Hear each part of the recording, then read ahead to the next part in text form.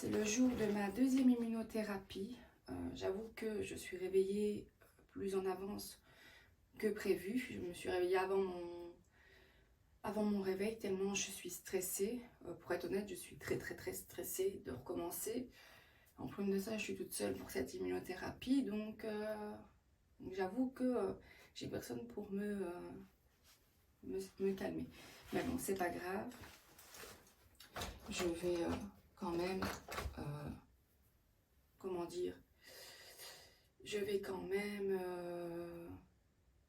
la faire de toute façon, et après je pense que mon stress va partir tout seul. Donc ben voilà, aujourd'hui on est le 21 mars, deuxième immunothérapie. Je voulais vous dire que par exemple moi, quand je vais faire une immunothérapie, j'y pense pas tout le temps mais souvent j'y pense quand même, c'est que je mets une nuisette. Je mets une nuisette en dessous de mon t-shirt.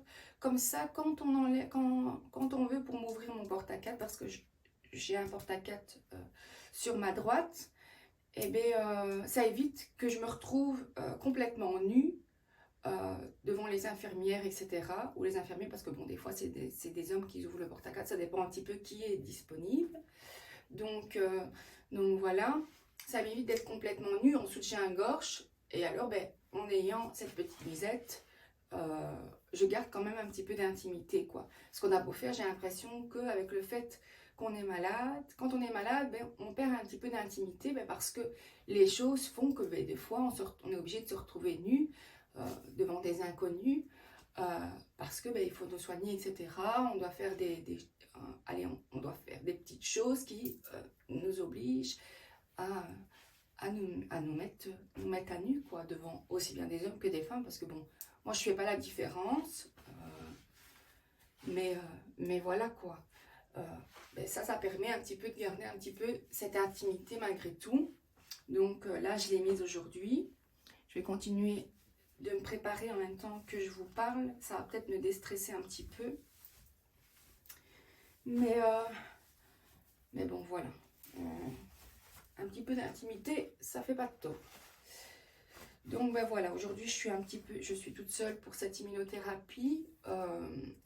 J'ai prévu une prise de sang que je dois faire pour 7h30 du matin. Donc là, ben, actuellement il est 6h du matin. Donc je pars dans une demi-heure de chez moi parce que de chez moi à Bruxelles, j'ai quand même 1 heure de route malgré tout, en espérant ne pas avoir d'embouteillage, sinon je ne serai pas à l'heure. Donc voilà. Et alors, à 9h, 9h30, j'ai mon immunothérapie qui commence. Et alors, ça dure une histoire d'une demi-heure, 40 minutes, le temps de faire couler le médicament, de faire le rinçage, etc. Ça dure une demi-heure, 40 minutes. Et après ça, je rentre à la maison. Donc voilà mon programme du jour. Là, je vais terminer de me préparer. Et puis, je vais me mettre en route. Voilà, ma prise de sang est faite. Là, je me suis arrêtée, allez, comment dire, à la petite brasserie qu'on a dans l'Institut Jules Bordet. Franchement, c'est chouette parce que ça me permet de prendre le petit déjeuner, tout ça, ou de manger le midi directement sur place. Et bon, là, comme j'ai déjà été faire ma prise de sang, j'ai encore rien mangé. Donc, je me suis pris un petit cacao chaud et alors 2 croissants que je vais pouvoir manger avant d'aller faire mon immunothérapie, parce que bon, j'ai quand même 2 heures à attendre les résultats de la prise de sang pour pouvoir faire l'immunothérapie. Donc voilà.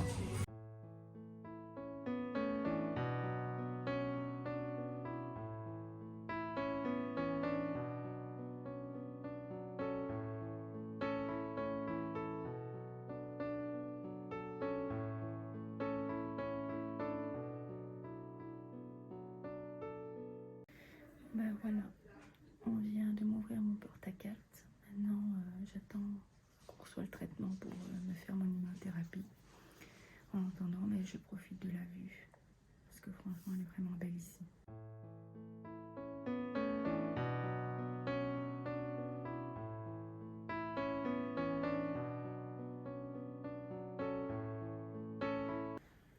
Voilà, mon traitement est lancé.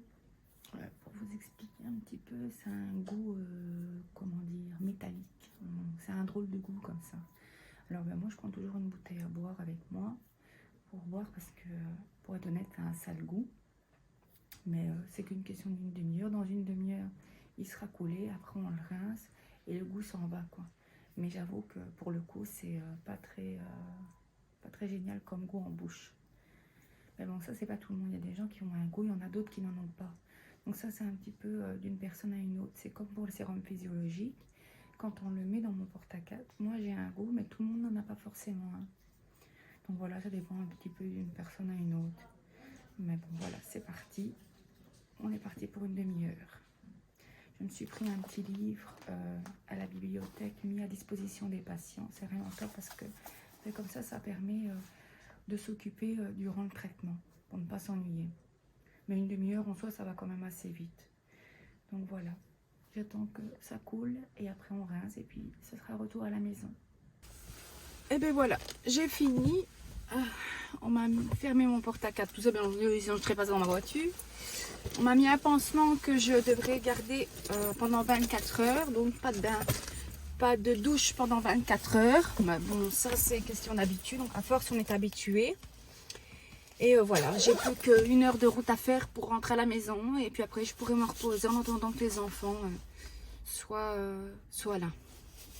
Donc voilà, c'est parti pour le chemin retour à la maison.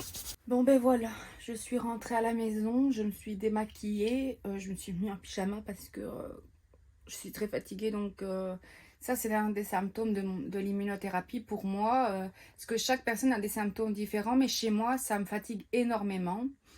Donc ben, ce que je fais, c'est que quand je rentre à chaque fois, je me remets un petit peu au lit. Et puis là, bon, malgré tout, je suis quand même réveillée depuis 5h30 du matin. Donc les deux accumulés, ben, je suis extrêmement fatiguée. Je me suis démaquillée parce que je n'aime pas me coucher maquillée. Et je n'aime pas non plus me coucher, même pour une sieste, avec mes linges. Donc je me remets toujours en pyjama pour ça. Et voilà, j'ai pris mes médicaments parce que ben, je ne les avais pas encore pris vu que j'étais partie très tôt. Et je ne les avais pas emportés avec moi. Il faut savoir qu'avec mon cancer, j'ai énormément de médicaments à prendre. En plus que ben, là, actuellement, j'ai des migraines qui sont causées par la fatigue, etc. Pour le moment, c'est surtout par ça. Donc, ben, quand je suis fatiguée, ben, j'ai des médicaments à prendre en plus parce que ben, j'ai des migraines qui arrivent. Mais sinon, de base, je suis sous morphine parce que ben, malheureusement, moi, mes tumeurs sont basées à un endroit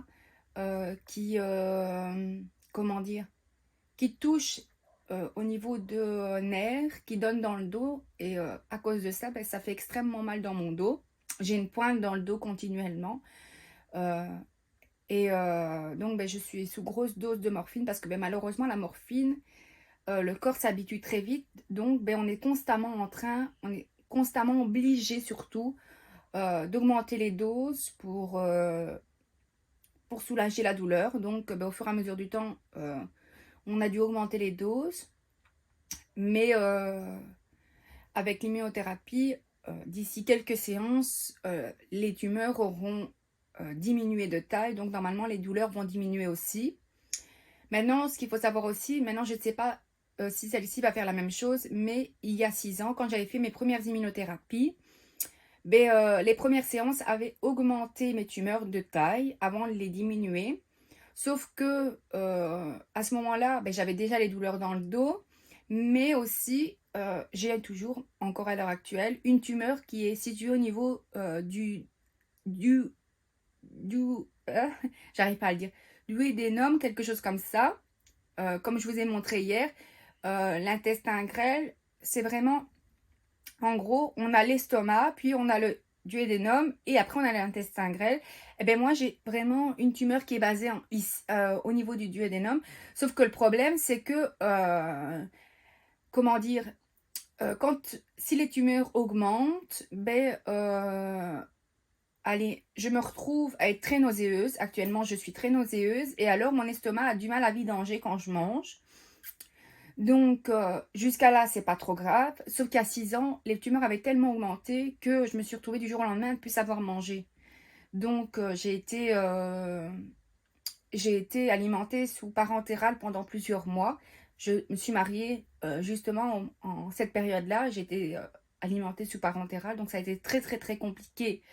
Mon mariage a été une journée extrêmement difficile où je n'ai fait que vomir, littéralement. Avec le stress, etc., ben, je n'ai fait que vomir, rien de passé. Parce qu'à ce moment-là, ben, j'arrivais quand même à manger un petit peu, des petites fractions de bébé, mais j'arrivais à manger sans vomir. Sauf que là, plus rien n'a passé. Et donc, j'ai vécu vraiment une grosse journée. Ça a été une journée catastrophique, littéralement. Donc, ben, on a refait notre renouvellement de vœux avec Grégory pour nos 5 ans de mariage l'année passée, qui a été vraiment une chouette journée. Parce que malgré que j'étais en pleine récidive, j'étais à ma 3e récidive, ben, en dehors de la morphine, il n'y avait rien de contraignant. Là, ici, ben, il y a une tumeur qui pousse un petit peu au niveau du œdénome, donc je suis un petit peu nauséeuse de temps en temps, mais pas tout le temps. Mais croisons les doigts qu'elle n'augmente pas et que je ne me retrouve pas à ne plus savoir manger, parce que ça, je l'avoue que j'ai très mal vécu. Et pareil que les autres tumeurs, dont celle qui est mise au niveau des nerfs, ne grandit pas non plus et ne me fait pas plus souffrir que je ne souffre déjà. Et qu'ainsi, ben, tout doucement, elle diminue pour que je sois tranquille au fur et à mesure du temps. Donc voilà, là, je vais me reposer un petit peu. Et après, je vais aller chercher mes enfants à l'école. Donc voilà, une journée qui se termine pour moi par rapport à mon immunothérapie. J'avoue que le stress est passé avec le temps. Et bon, on verra comment je me sentirai ce soir et demain.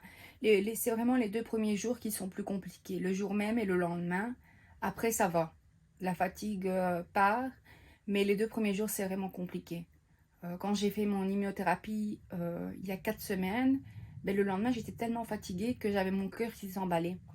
Donc, j'ai vraiment eu très peur. Je me suis dit, à tout moment, je fais un arrêt cardiaque, quoi. Parce que bon, j'ai eu des problèmes avec mon immunothérapie à 6 ans par rapport à mon cœur. Donc, je fais vraiment attention. J'ai des suivis très régulièrement chez le cardiologue dû à ça. Et surtout, maintenant que ben, j'ai recommencé mon immunothérapie, on est d'autant plus regardant. Mais voilà, j'avoue que pour le coup, le lendemain, j'étais pas très très sereine de voir que mon cœur s'emballait et que surtout que je me sentais pas bien à cause de ça, quoi. Donc j'espère que demain, je n'aurai pas ce souci-là. J'ai prévu une chouette activité pour moi, justement, pour me détendre. Et, euh, et voilà, on verra. On verra avec la suite. C'est avec une nouvelle tête que vous me retrouvez aujourd'hui. Comme vous le voyez, j'ai changé de lunettes hier. Je les ai reçues hier, donc on a été les chercher avec mes enfants, comme je l'ai expliqué dans la deuxième partie de ma vidéo. Aujourd'hui, ça va. Honnêtement, on est le lendemain de mon immunothérapie. Je suis fatiguée, mais ça va, c'est tenable. Mais je m'étais quand même prévu un petit massage chez mon amie Noémie qui tient un centre de bien-être sur Toin. Je vous mettrai après une petite vidéo du centre si je sais. Et comment dire, honnêtement, ça va. J'aurais cru que les migraines auraient été plus fortes, mais non. Donc franchement, je suis contente. Je suis contente pour le moment. Je me sens pas trop mal, donc je suis contente. Après, j'avoue que malgré tout, mes migraines ont été difficiles à supporter quand je les ai eues, mais ça m'a fait du bien parce que faut savoir que j'ai perdu mon papa il y a 1 an maintenant. Et le fait de l'avoir perdu sous l'espace de 15 jours, il était décédé et ça a été un choc. Je l'ai vraiment très très mal vécu. Et quand j'ai fait ma 3e récidive quelques mois plus tard, 4 mois plus tard précisément, eh bien, j'avais pas le moral du tout. Je pleurais beaucoup, etc. J'avais plus envie, j'étais fatiguée. En plus de ça, ben, j'ai fait de la radiothérapie. Et la radiothérapie m'a fait extrêmement souffrir. J'ai vraiment beaucoup souffert avec la radiothérapie. Donc, on a dû monter très haut dans les doses de morphine. Donc, ça aussi, ça a été dur. Les hospitalisations, parce que j'en ai fait beaucoup durant cette période-là, ont été chacune difficiles. Je pleurais énormément. J'ai vraiment fait une dépression. C'est comme ça que je le vois. Et avec mon opération du mois de septembre, j'ai allez, j'ai travaillé sur moi parce que j'étais hospitalisée 1 mois au mois de septembre 2022. J'ai travaillé sur moi et ça m'a fait du bien. Mais malgré tout, quand j'ai fait ma récidive, celle-ci, j'étais pas, comment dire, j'avais plus envie. J'étais fatiguée émotionnellement, psychologiquement surtout, j'étais fatiguée. Même si ça allait mieux depuis quelques mois, grâce au travail que j'avais fait sur moi-même au mois de septembre, malgré tout, c'était difficile. Et là, le fait d'avoir été hospitalisée durant plus de 10 jours, d'être enfermée dans le noir, etc., de ne pas utiliser mon téléphone, d'être complètement confinée dans une chambre dans le noir parce que je ne supportais plus la lumière, etc. Tout me faisait mal. J'avais ma tête qui brûlait littéralement. Je souffrais le martyre. Mais j'ai tellement eu peur de mourir que ça m'a fait un déclic. Je me suis dit, tu as la chance de vivre. Tu as la chance de pouvoir voir tes enfants grandir parce que bon, il faut quand même savoir qu'il y a 6 ans, quand on a su qu'on a su pour mon cancer, ben les médecins me donnaient 3 mois. Pour eux, dans les 3 mois, je serais partie. Et mon fils n'avait que quelques mois de vie à cette période. Il avait même pas encore 1 an et j'étais même pas sûre de pouvoir voir ces 1 an arriver. Iléona, elle avait 4 ans et demi. Donc, malgré tout, c'est une chance de les voir grandir aujourd'hui. Léona vient d'avoir 11 ans et Leandro va avoir 7 ans au mois de juin.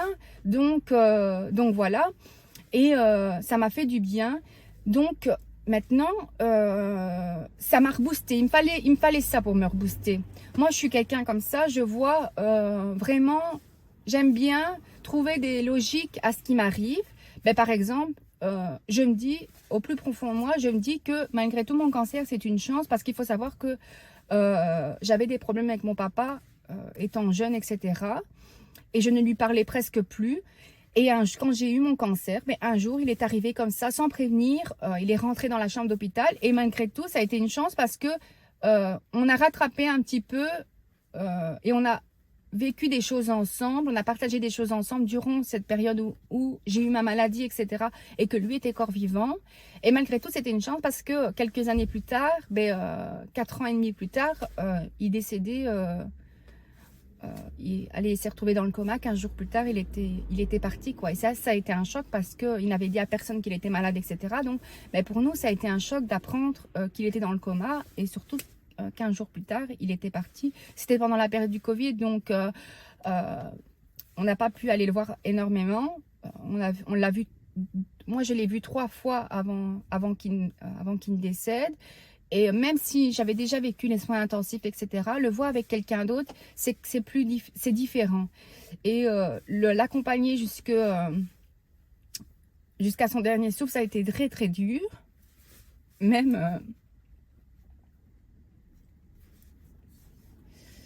1 an et demi plus tard, j'ai encore du mal avec ça. Mais je me dis quand même que c'est une chance que j'ai eue d'avoir mon cancer parce que sans ma maladie, je ne l'aurais peut-être jamais pu reparler. On n'aurait peut-être pas pu récupérer ce lien qu'on n'avait plus. Donc voilà, moi j'aime bien voir des petites logiques à ce qui m'arrive. C'est ma façon à moi de d'égayer un petit peu ce qui se passe et surtout d'avoir la force de combattre. Donc voilà. Et je me dis malgré tout que c'est une chance, même si c'est pas facile tous les jours, même si c'est compliqué. Je me plains pas parce que je trouve quand même que j'ai beaucoup de chance. On me laissait 3 mois de vie. Là, je suis à 6 ans. Ma maladie a 6 ans. Ça fait 6 ans que je combats. Je suis pas prête de m'arrêter. Et donc, j'espère vivre encore pas mal d'années, même vieille avec Grégory, qu'on soit pensionné, tout ça à ce moment-là. Et que mes enfants soient mariés, qu'ils soient aux études, etc. Les voir diplômés, les voir mariés, en couple, avec des enfants, tout ça, en fonction de ce qu'ils veulent, bien entendu. Et j'aspire à ça, c'est vraiment ça mon but de vie, de les voir grandir, parce que je sais que tout peut s'arrêter du jour au lendemain. Je sais que ma vie ne tient qu'à un fil et que c'est moi qui ai les cartes en main pour la faire tenir un maximum.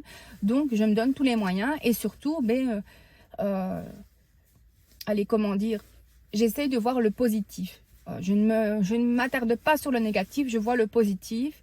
Et c'est comme ça que j'arrive à tenir au fil des années, parce qu'on pourrait se dire, punaise, après 6 ans, t'en as pas marre? Ben si, malgré tout, des fois j'en ai marre d'aller à l'hôpital, j'en ai marre d'avoir du mal à me lever le matin, parce que j'ai un problème au niveau des jambes, donc j'ai mal à mes jambes, j'ai du mal à tenir parfois debout. J'en ai marre de prendre tout le temps des médicaments, d'être coincée avec un médicament que je n'aime pas, parce que c'est pas par plaisir que je prends la morphine, c'est parce que j'en ai vraiment besoin. J'ai déjà essayé de tenir sans et c'est insoutenable. C'est littéralement insoutenable tellement la douleur est atroce. Ça m'est arrivé une fois quand, par exemple, j'ai fait ma radiothérapie. Je souffrais le martyre. J'ai tenu 1 semaine en plus de la radiothérapie, parce que j'ai fait ma radiothérapie sur 5 jours. Donc pendant 5 jours, tous les jours, j'allais à l'hôpital pour faire la radiothérapie. Et à la fin du dernier jour, je vois une doctoresse et elle me dit ainsi que c'est normal que j'ai mal, que ça va passer. Donc je tiens bon 1 semaine, mais je souffrais littéralement le martyre. À un moment donné, je dis à ma maman, c'est plus possible, j'ai trop mal, il faut aller voir, c'est pas normal. Donc on prend la route pour Bruxelles. Et bien au final, je crois que à ce moment-là, j'avais 60 de morphine. Je suis passée à presque 250 mg de morphine. Tellement je supportais la douleur et que j'essayais de tenir, mais que c'était insoutenable, quoi. Alors voilà, j'ai déjà eu des plus grosses doses, donc maintenant ça va encore, mais j'aspire à ne plus avoir ce médicament, parce que moi de base je suis quelqu'un qui ne prend jamais de médicaments. Moi je suis quelqu'un qui va avoir mal à la tête, va aller se coucher un petit peu pour que le mal de tête passe, etc. Je préfère trouver des solutions autres que de prendre des médicaments. Donc là, que entre guillemets je dois avoir une routine bien spécifique de médicaments tous les jours, c'est quelque chose qui me dérange, parce que c'est pas ce que je suis de base. Mais malheureusement je n'ai pas le choix. Donc voilà. C'était la petite parenthèse. Là, je vais aller me ressourcer durant un bon petit massage. Ça va me faire du bien, ça va m'apaiser, etc. Et surtout, ça va être bien aussi pour mes migraines, parce que bon, c'est surtout causé par mon stress, ma fatigue, etc. C'est tout un ensemble qui font que j'ai des migraines. Donc ça va me faire du bien pour mes migraines, ça va me faire du bien émotionnellement, et surtout, ça va faire du bien aussi à mon corps. Que ce soit pour les douleurs ou que ce soit pour la fatigue. Donc c'est un plus. Après ça, j'irai chercher mes enfants à l'école, vu qu'on est mercredi, et on passera l'après-midi ensemble à faire des petites activités. Donc voilà, je vous dis à tout à l'heure.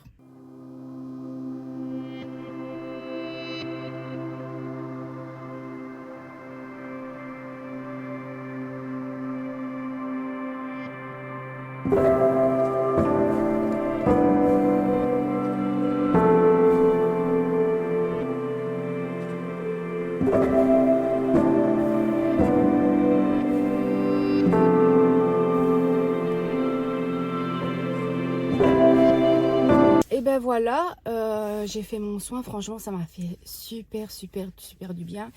Du moins j'ai fait mon massage.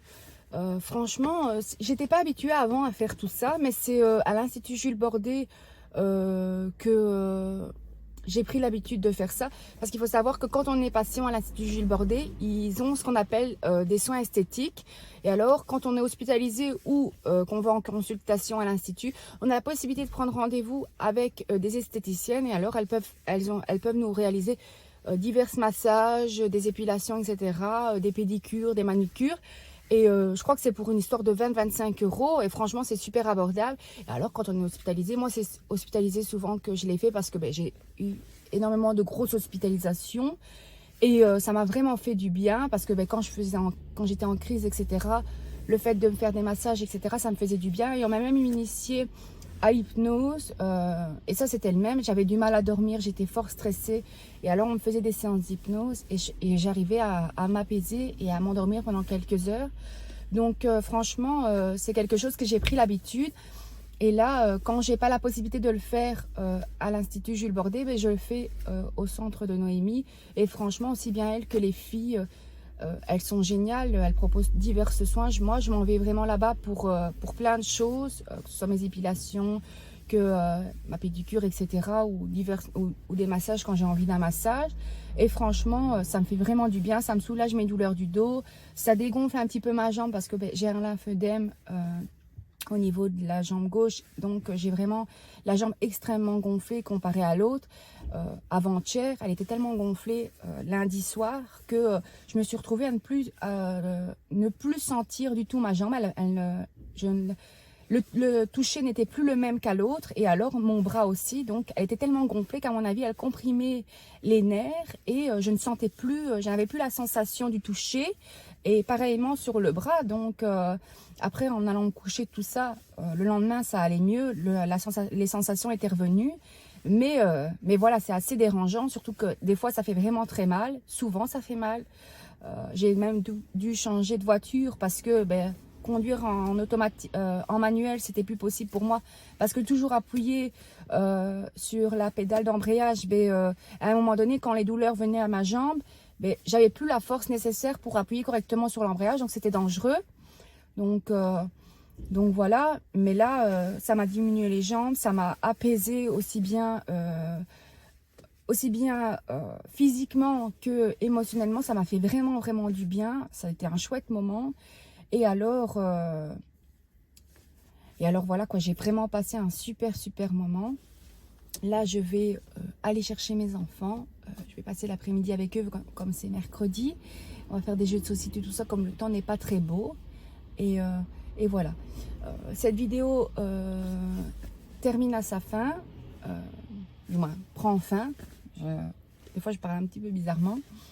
Prend fin, et j'espère qu'elle vous aura plu. En tout cas, j'y mets vraiment de tout mon cœur et ça me fait vraiment du bien de partager mon histoire.